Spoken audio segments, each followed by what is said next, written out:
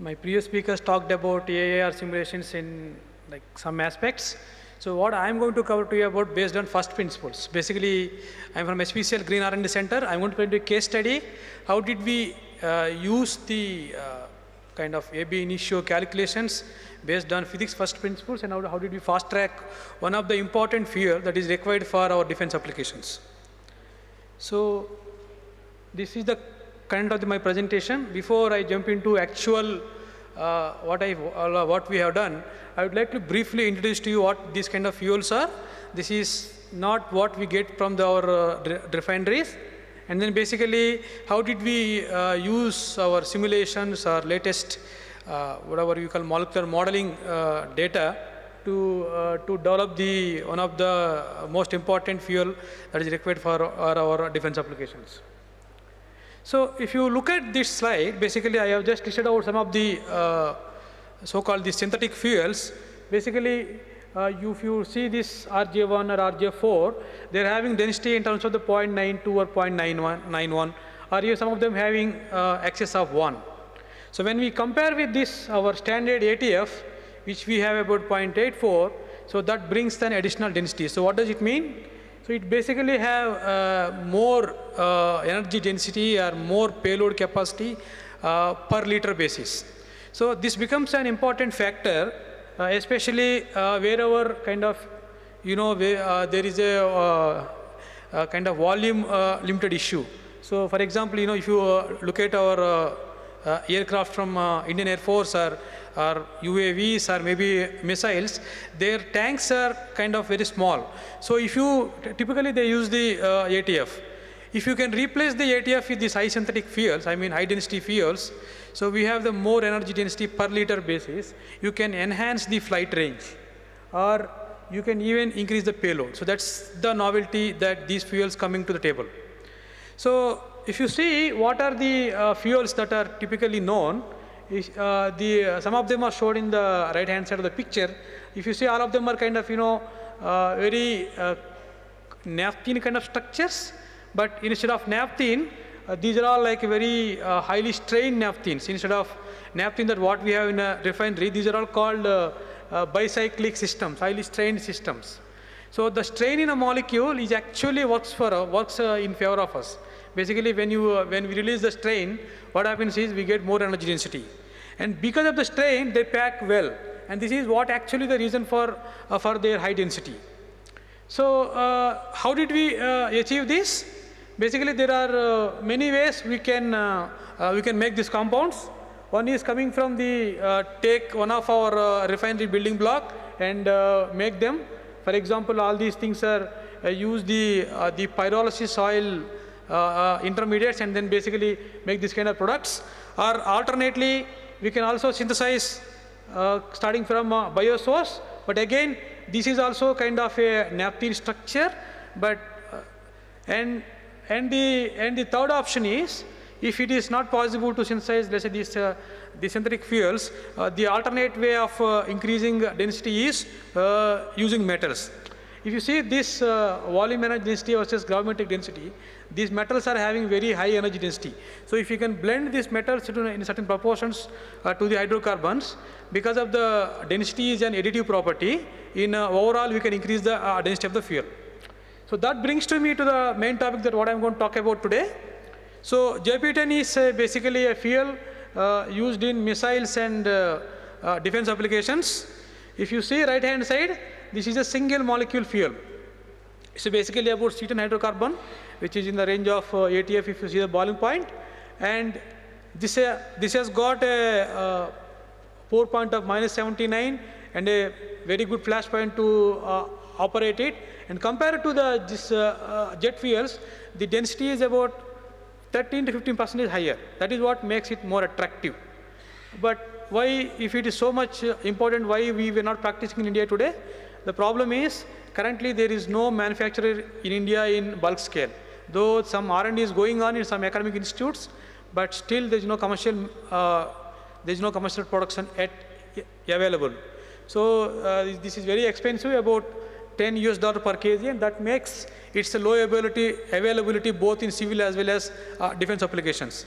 As far as the defense is concerned, cost is one aspect, another aspect is the self-reliance.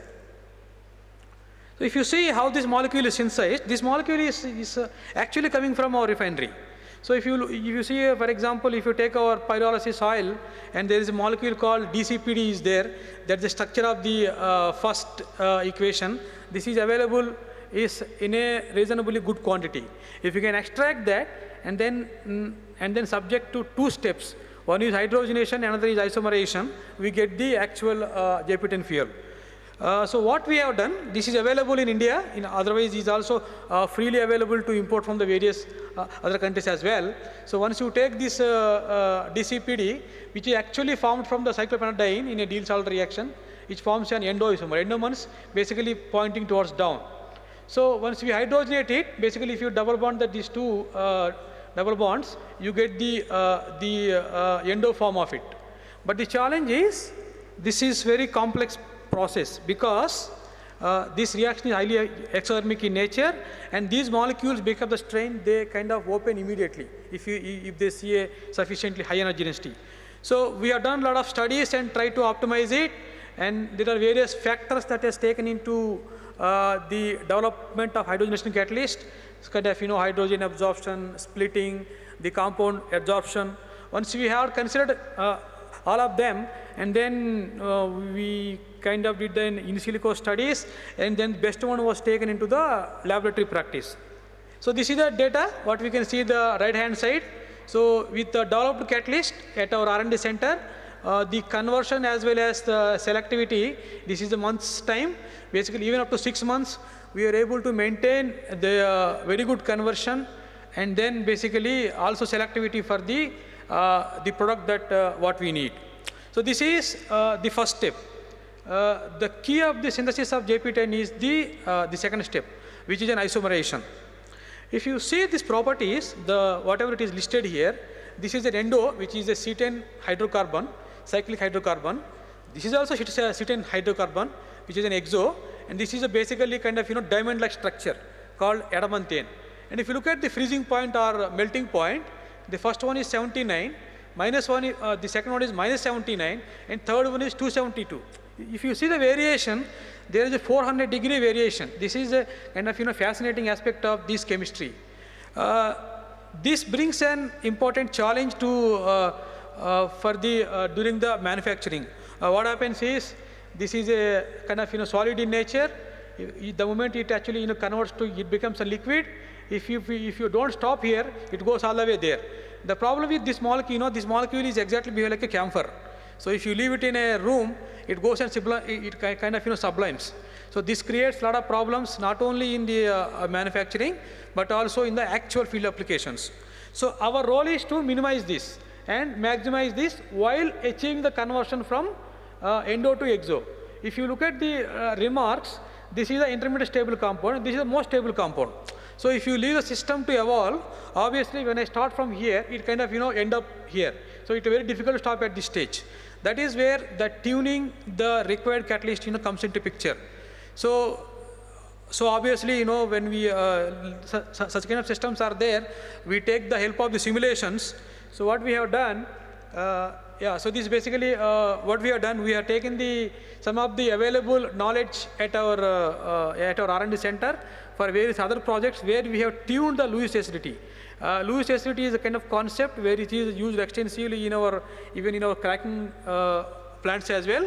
So here we have taken we have extended the knowledge to what we call as an ionic pairs. So we have taken two kinds of ionic pairs to convert from here to here, but then to stop going to this compound. So we studied the various parameters using solvent effect, and then how we can tune the combination of this one. I'm not going to go into details of these values, but what it shows is you can get these values from the simulations. Basically, we don't have to do any experiments. So what we can see here is the Luma value. Luma is nothing but how Lewis acid can tune based on the values. The more negative it is, the stronger the Lewis acid it is. So basically, you can tune it. There is values ranging from plus value to minus So you can tune and basically based on these values and then try to optimize to achieve the good conversion.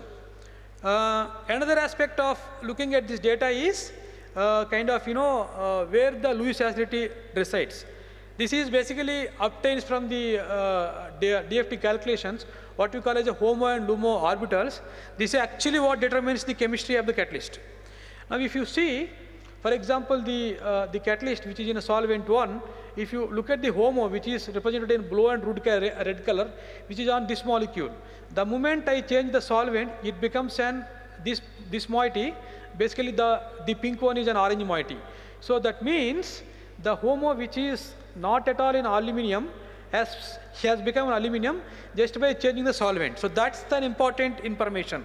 So what it says is, if it is on this pink atom, you can control the acidity. If it is not on pink atom, it's very difficult to control the acidity. And same thing goes on the other catalyst as well. So by comparing this, by tuning the solvent as well as catalyst, we were able to kind of achieve the required selectivity. So this is a summary of the final synthesis. If you see the endo, which has kind of become JP10, and we have compared the commercial fuel just in comparison with how our catalyst has got worked. So this shows the purity. The commercial one has almost like 96.3, where the spec is 96.2. So they basically exactly maintain it. Whereas our product, when we got this through the simulated study, simulated aided synthesis, we actually got up to 99.5. That shows how actually you can kind of apply these knowledge coming from the computers to the actual field. And even if you look at the impurities also, so this is what I told. Adamantane is a kind of a bad actor in this fuel, whereas the commercial fuel is up to 1%, whereas we don't have anything. We have only little bit about endo, which is unconverted, but we have an exclusively the formation of the required fuel. So once we have done this, in fact, we have synthesized all the way from 50 grams to 300 kg. So we have done the engine testing at the DRDL lab in using a static aircraft engine. So what we can see here, basically the fuel efficiency, which was almost achieved to the almost whatever we can achieve from the theoretical calculations. So that brings me to the conclusion. So we have taken in silico studies and then applied them in both catalyst for isomerization as well as hydrogenation. So now we have done up to 300 kg, which is a relatively good scale for this kind of fuels.